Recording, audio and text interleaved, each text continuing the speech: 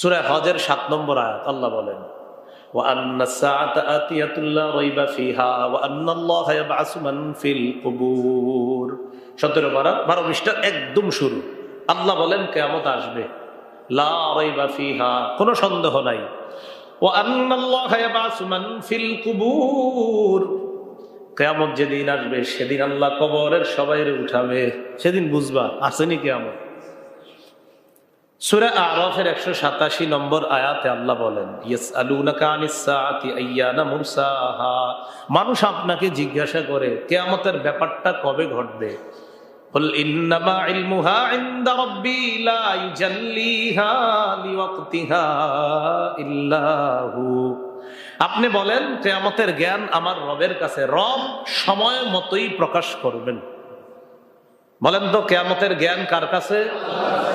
তো দ্বিতীয় আরেকটা বিশ্বাস জেনে নিচ্ছি আমরা যে কিয়ামতটা রব সময় মতোই প্রকাশ করবেন। প্রথম কথা, কিয়ামতের জ্ঞান আল্লাহর কাছে, কিয়ামতটা সময় মতোই আল্লাহ প্রকাশ করবেন। সময় কখন হবে আল্লাহ জানে।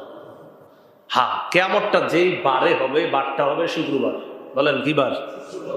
শুক্রবার। আমি এখন যে বাংলাটা শিখাবো ঠিক এইটা শিখেন। বলেন কোন বছরের, বলেন কোন শুক্রবারে, এটা আল্লাহ জানে। আপনার ফেসবুকে দিয়ে না আগামী শুক্রবার, অভ্যাস আছে তো। বলেন কোন বছরের কোন শুক্রবারে, এটা আল্লাহ জানেন। হ্যাঁ, শুক্রবারে হবে, কিন্তু কোন শুক্রবার কোন বছর এটা আল্লাহ জানেন। এই জন্য আকীদাগুলো স্বচ্ছ করে নেবেন, পুরাটা না শুই না আপনারা দিয়ে দেন যে অমুক তারিখে সব শেষ হয়ে যাবে, মিষ্টি মুষ্টি সব খাওয়া গেল। এগুলো কোন ধরনের কথা? তিরমিজি শরীফের 488 নম্বর হাদিসের বর্ণনা عن أبي هريرة رضي الله تعالى عنه أن رسول الله صلى الله عليه وسلم قال خير يوم طلعت فيه الشمس فيه خلق آدم وفيه أدخل الجنة وفيه أخرج منها। নবীজি বলেন আমরা যে দিনগুলা কাটাই, আজকে শুক্রবার, কালকে শনিবার, এই দিনের মধ্যে শ্রেষ্ঠ দিন শুক্রবার। সুবহানাল্লাহ। ফিহি খুলিকা আদম, এই দিনে আদম নবীকে সৃষ্টি করা হয়েছে। ওয়া ফিহি উদখিলাল জান্নাহ, এই দিনেই আদম আলাইহিস সালাতু ওয়াস সালামকে জান্নাতে প্রবেশ করানো হয়েছে। ওয়া ফিহি উখরিজা মিনহা, আদম নবীকে শুক্রবারে জান্নাত থেকে বের করা হয়েছে। তাহলে একটা জিনিস শিখে ফেললাম। বলেন তো আদম নবীকে কিবারে সৃষ্টি করা হয়েছে? জান্নাতে তাকে প্রবেশ করানো হয়েছে কিবারে? জান্নাত থেকে বের করা হয়েছে কিবারে? নবীজি হাদিসের শেষে বলে ওয়ালা তাকুমুস সাআতু ইল্লা ফি ইয়াউমিল জুমআ, নবীজি সাল্লাল্লাহু আলাইহি সাল্লাম বলেন কিয়ামতটা যেই বারে ঘটবে ওই বারটা হবে শুক্রবার।